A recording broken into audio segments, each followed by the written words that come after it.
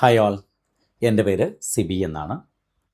നമ്മൾ കേരള PSCയിൽ ഫിസിക്സുമായി ബന്ധപ്പെട്ട കാര്യങ്ങൾ ഡിസ്കസ് ചെയ്യുന്നതിന് വേണ്ടി ഒരു ചാനൽ ആരംഭിക്കുകയാണ്. അപ്പോൾ വരാൻ പോകുന്ന LP UP LDC പരീക്ഷകൾക്ക് പൂർണ്ണമായും 100% ഫിസിക്സിൽ മാർക്ക് സ്കോർ ചെയ്യുന്നതിന് വേണ്ടി നമ്മൾ അടുത്തതായി ഒരു SCERT സീരീസ് ആരംഭിക്കുകയാണ്. അപ്പോൾ SCERT സീരീസിൽ നമ്മൾ ഓരോ ചാപ്റ്ററുകളും കൃത്യമായിട്ട് ഡിസ്കസ് ചെയ്യുകയും 5ാം ക്ലാസ് മുതൽ +2 വരെയുള്ള ചാപ്റ്ററുകൾ പ്രധാനമായിട്ടും പഠിക്കുകയും ചെയ്യും. അതിൽ നമ്മൾ ആദ്യം ചെയ്യാൻ ഉദ്ദേശിക്കുന്നത് 5ാം ക്ലാസ്സിലെ ചാപ്റ്ററുകൾ മുതൽ 10ാം ക്ലാസ്സിലെ ചാപ്റ്ററുകൾ വരെ കൃത്യമായിട്ടുള്ള ഓർഡറിൽ നമ്മൾ പഠിക്കുകയും അതിൻ്റെ കണക്ഷനായിട്ട് +1 +2 ചാപ്റ്ററുകൾ പഠിക്കാനുമാണ് ഉദ്ദേശിക്കുന്നത്. അപ്പം നമുക്ക് എന്തൊക്കെയാണ് പഠിക്കാനുള്ളത്, ഫിസിക്സുമായിട്ട് ബന്ധപ്പെട്ട് സ്കോർ ചെയ്യാൻ നമുക്ക് എന്തൊക്കെ കാര്യങ്ങളാണ് വേണ്ടത്, അതിനെക്കുറിച്ചൊന്ന് ബ്രീഫായിട്ട് പറഞ്ഞു വെക്കുകയും നമുക്ക് ഏതൊക്കെ ചാപ്റ്ററുകളാണ് പഠിക്കാനുള്ളത് എന്ന് മാത്രമാണ് നമ്മൾ ഈ വീഡിയോയിൽ പറയുന്നത്. അപ്പോൾ നമ്മൾ നോക്കുകയാണെങ്കിൽ ഫിസിക്സിൽ നമുക്ക് 5ാം ക്ലാസ്സിൽ പഠിക്കാനുള്ളത് പ്രധാനമായിട്ടും 2 ചാപ്റ്ററുകളാണ്. ബേസിക്കായിട്ട് പറഞ്ഞാൽ ഒന്ന് കയ്യെത്തും ദൂരത്തെ ആകാശം എന്ന് പറയുന്നതാണ് ആദ്യത്തെ ചാപ്റ്റർ. അപ്പോൾ അതിൽ 5ാം ക്ലാസ്സിലെ 5ാമത്തെ ചാപ്റ്ററാണ് കയ്യെത്തും ദൂരത്തെ ആകാശം എന്ന് പറയുക. ആ പേര് കേൾക്കുമ്പോൾ തന്നെ നമുക്കറിയാം, കയ്യെത്തും ദൂരത്തെ ആകാശം എന്ന് പറയുമ്പം ബഹിരാകാശത്തെക്കുറിച്ചും ബഹിരാകാശത്തെ പ്രത്യേകതകളെക്കുറിച്ചും ബഹിരാകാശ നിലയങ്ങളെക്കുറിച്ചും കൃത്രിമ ഉപഗ്രഹങ്ങളെക്കുറിച്ചും അവിടെ നക്ഷത്ര സമൂഹങ്ങളായിട്ടുള്ള സപ്തർഷികളെക്കുറിച്ചും അല്ലെങ്കിൽ വേട്ടക്കാരനെക്കുറിച്ച് അങ്ങനെ വ്യത്യസ്തമായ കുറേ കാര്യങ്ങൾ ഡിസ്കസ് ചെയ്യുന്ന ഒരു ചാപ്റ്ററാണ് 5ാം ക്ലാസ്സിൽ വരുന്നത്. തൊട്ടടുത്ത് മറ്റൊരു ചാപ്റ്റർ 6ാമത്തെ ചാപ്റ്ററായിട്ട് വരുന്നത് ഊർജ സ്രോതസ്സുകളെ കുറിച്ചാണ്. എന്താണ് ഊർജമെന്നും ഈ ഊർജ സ്രോതസ്സുകളായിട്ടുള്ള ഇന്ധനങ്ങളെക്കുറിച്ചും വ്യത്യസ്ത തരം ഇന്ധനങ്ങളെക്കുറിച്ചും ഒക്കെയാണ് നമ്മൾ അവിടെ ഡിസ്കസ് ചെയ്യുക. ഈ 2 ചാപ്റ്ററുകളാണ് 5ാം ക്ലാസ്സിൽ നമുക്ക് പഠിക്കാനുള്ളത്. വളരെ ഈസി ആയിട്ട് നമുക്ക് മനസ്സിലാക്കാൻ പറ്റുന്ന കാര്യങ്ങളാണ് അവിടെയുള്ളത്. 6ാം ക്ലാസ്സിലേക്ക് വരുമ്പോഴും നമുക്ക് ഇതേപോലെ തന്നെ 2 ചാപ്റ്ററുകളാണ് അവിടെ വരുന്നത്. അതിലൊന്ന് കാന്തിക ലോകത്തെ അത്ഭുതം. എന്താണ് കാന്തം, ഒരു കാന്തവുമായിട്ട് ബന്ധപ്പെട്ട എന്താണ് കാന്തിക ധ്രുവങ്ങൾ, കാന്തിക ബലരേഖകൾ, എന്താണ് കാന്തിക ക്ഷേത്രം, അങ്ങനെയുള്ള പ്രത്യേകതകളെക്കുറിച്ചൊക്കെ കാന്തിക ആകർഷണത്തെക്കുറിച്ചും വികർഷണത്തെക്കുറിച്ചും ഒക്കെ നമ്മൾ പഠിക്കുന്നത് ഈ ചാപ്റ്ററിലാണ്. 6ാം ക്ലാസ്സിൽ തന്നെ മറ്റൊരു ചാപ്റ്റർ എന്ന് പറയുന്നത് ചലനം നിത്യജീവിതത്തിൽ. അതായത് എന്താണ് ചലനം, ഈ ചലനത്തെ നിത്യജീവിതത്തിലുണ്ടാകുന്ന കാര്യങ്ങളുമായിട്ട് ബന്ധപ്പെട്ട് ഒരു വസ്തു ചലനാവസ്ഥയിലാണോ നിശ്ചലാവസ്ഥയിലാണോ എന്നൊക്കെ നമുക്ക് എങ്ങനെ പ്രസ്താവിക്കാൻ കഴിയും, ചലനം എന്ന് പറയുന്നത് മറ്റൊരു വസ്തുവിനെ അടിസ്ഥാനമാക്കിയാണോ സംഭവിക്കുന്നത്, ഇത്തരം കാര്യങ്ങളെക്കുറിച്ചൊക്കെ പ്രതിപാദിക്കുന്നത് 6ാം ക്ലാസ്സിലെ ഈ ചാപ്റ്ററിലാണ്. അപ്പോൾ 5ാം ക്ലാസ്സിൽ നമുക്ക് 2 ചാപ്റ്റർ ഉണ്ടായിരുന്നു. 6ാം ക്ലാസ്സിൽ നമുക്ക് പഠിക്കാനുള്ളത് 2 ചാപ്റ്ററുകളാണ്. 7ാം ക്ലാസ്സിലേക്ക് വരുന്ന സമയത്ത് അവിടെ നമുക്കൊരു 5 ചാപ്റ്ററുകൾ പഠിക്കാനുണ്ട്. കുറച്ചും കൂടി എണ്ണം കൂടിക്കൂടി വരികയാണ്. അപ്പോൾ 7ാം ക്ലാസ്സിലെ ചാപ്റ്ററിൽ ആദ്യത്തെ ഒന്ന് വൈദ്യുതിയുടെ ലോകം. എന്താണ് വൈദ്യുതി, ഈ വൈദ്യുതിയുമായിട്ട് ബന്ധപ്പെട്ട് എന്തൊക്കെ കാര്യങ്ങളാണ് ബേസിക്കലി നമുക്ക് അറിഞ്ഞിരിക്കേണ്ടത്. കാരണം ഈ വൈദ്യുതിയുമായിട്ട് ബന്ധപ്പെട്ട ഒരുപാട് ചാപ്റ്ററുകൾ 10ാം ക്ലാസ് വരെ എത്തുമ്പോൾ നമുക്ക് പഠിക്കാനുണ്ട്.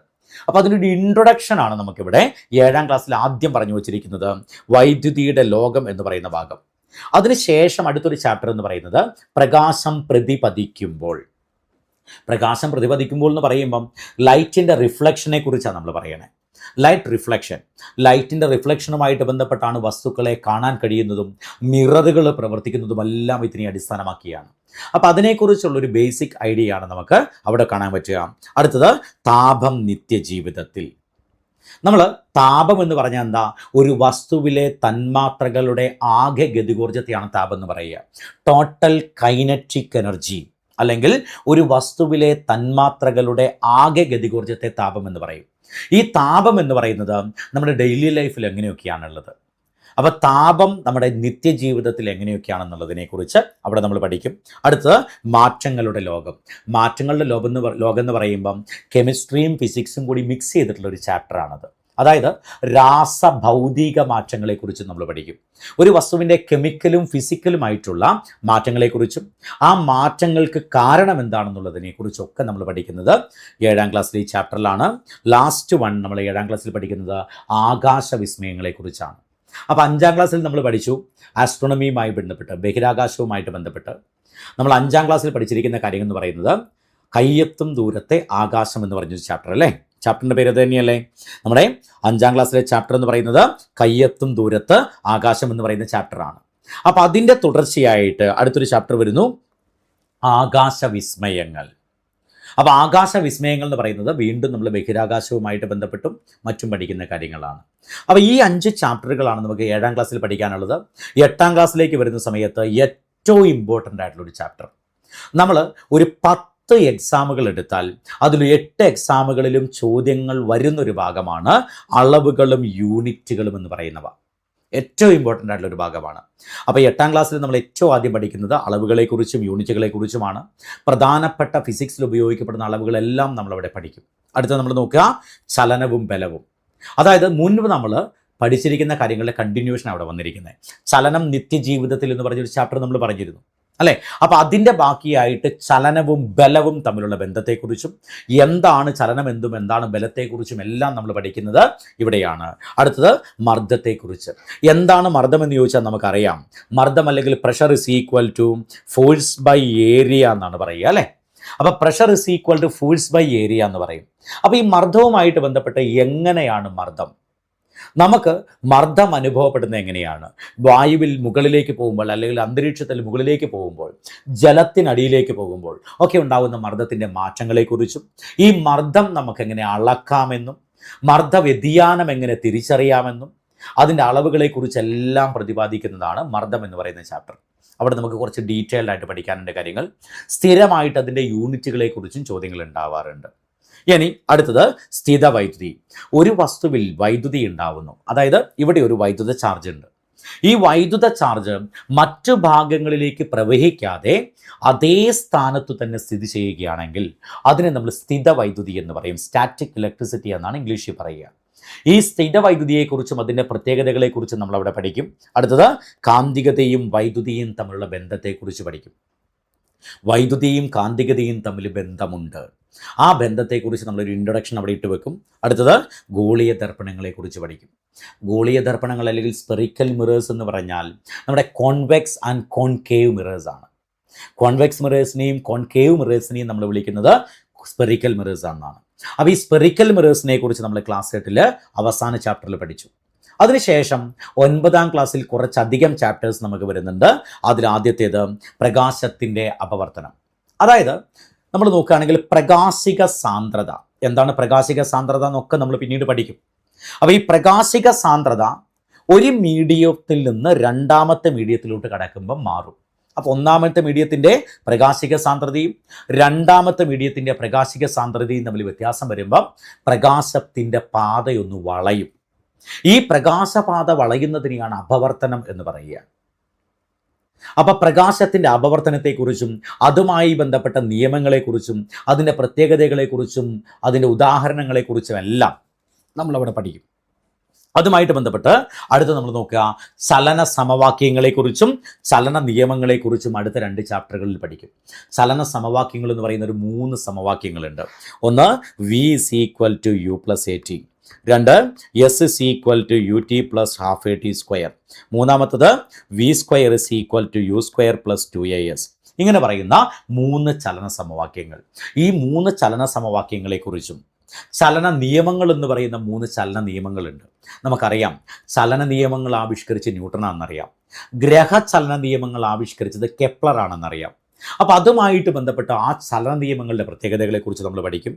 അടുത്തത് ഗുരുത്വാകർഷണ ബലത്തെക്കുറിച്ചും ഭൂമിയിൽ എല്ലായിടത്തും ഗുരുത്വാകർഷണ ബലം ഒരുപോലെയാണോ, ഗുരുത്വാകർഷണ ബലം എന്തൊക്കെ രീതിയിൽ മാറുന്നുണ്ട്, അതിൻ്റെ കാരണങ്ങൾ എന്തൊക്കെയാണ്, ഗുരുത്വാകർഷണ ത്വരണം എന്ന് പറഞ്ഞാൽ എന്താണ്, ഇങ്ങനെ കാര്യങ്ങളെല്ലാം നമ്മൾ പഠിക്കുന്നത് ഈ ഒരു ചാപ്റ്ററിലായിരിക്കും.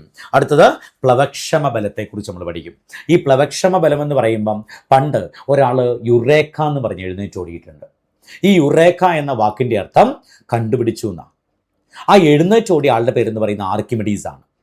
ഈ ആർക്കിമിഡീസ് യുറേക്ക എന്ന് പറഞ്ഞ് എഴുന്നേറ്റോടിയത് അദ്ദേഹം കുളിക്കാൻ വേണ്ടി ബാറ്റബിൽ കയറി കിടന്നപ്പം ബാറ്റബിൽ നിന്ന് കുറച്ച് വെള്ളം പുറത്തേക്ക് ഒഴുകിപ്പോയി. അപ്പോൾ ഇതിൻ്റെ കാരണം എന്താണ് എന്നാലോചിച്ചിട്ടാണ് അദ്ദേഹം അവിടെ യുറേക്ക എന്ന് പറഞ്ഞ് എഴുന്നേറ്റോടിയത്. ഈ എഴുന്നേറ്റോടിയ സമയത്ത് അദ്ദേഹം കണ്ടുപിടിച്ചത് ഒരു ബലത്തെക്കുറിച്ചാണ്. ആ ബലമാണ് പ്ലവക്ഷമ ബലം അല്ലെങ്കിൽ ഫോഴ്സ് ഓഫ് ബിയോയൻസി എന്ന് പറയുക.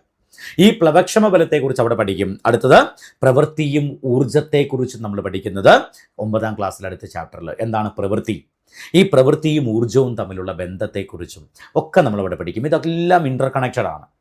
അപ്പോൾ ഇതിനെക്കുറിച്ചൊക്കെ നമ്മളവിടെ പഠിക്കും. അടുത്ത ചാപ്റ്റർ എന്ന് പറയുന്നത് ധാരാവൈദ്യുതിയെക്കുറിച്ച്. നേരത്തെ നമ്മൾ സ്ഥിതവൈദ്യുതിയെക്കുറിച്ച് പഠിച്ചു. ഇവിടെ നമ്മൾ പഠിക്കാൻ പോകുന്നത് ധാരാവൈദ്യുതിയെക്കുറിച്ചാണ്. അടുത്ത് നോക്കുക, അടുത്തത് ലാസ്റ്റ് ചാപ്റ്ററിൽ നമ്മൾ ശബ്ദത്തെക്കുറിച്ച് പഠിക്കും. എന്താണ് ശബ്ദം, ശബ്ദവുമായിട്ട് ബന്ധപ്പെട്ടുള്ള പ്രത്യേകതകളെക്കുറിച്ചും വ്യത്യസ്ത മാധ്യമങ്ങളിലെ ശബ്ദത്തിൻ്റെ വേഗതകളെക്കുറിച്ചൊക്കെ നമ്മളിവിടെ പ്രതിപാദിക്കും. അതിനുശേഷം നമ്മൾ നോക്കുകയാണെങ്കിൽ 9ാം ക്ലാസ്സിൽ നമുക്ക് ഇത്രയും ചാപ്റ്ററുകൾ പഠിച്ചതിന് ശേഷം 10ാം ക്ലാസ്സിൽ നമുക്ക് വരുന്ന ചാപ്റ്ററുകളിൽ ആദ്യത്തേത് ശബ്ദ തരംഗങ്ങളെക്കുറിച്ച് പഠിക്കും, സൗണ്ട് വേവ്സിനെ കുറിച്ച് പഠിക്കും. അതിനുശേഷം ലെൻസുകളെ കുറിച്ച് പഠിക്കും. നമ്മുടെ കോൺവെക്സ് ലെൻസ്, കോൺകേവ് ലെൻസ്, അങ്ങനെയുള്ള ലെൻസുകളെ കുറിച്ച് നമ്മൾ പഠിക്കും.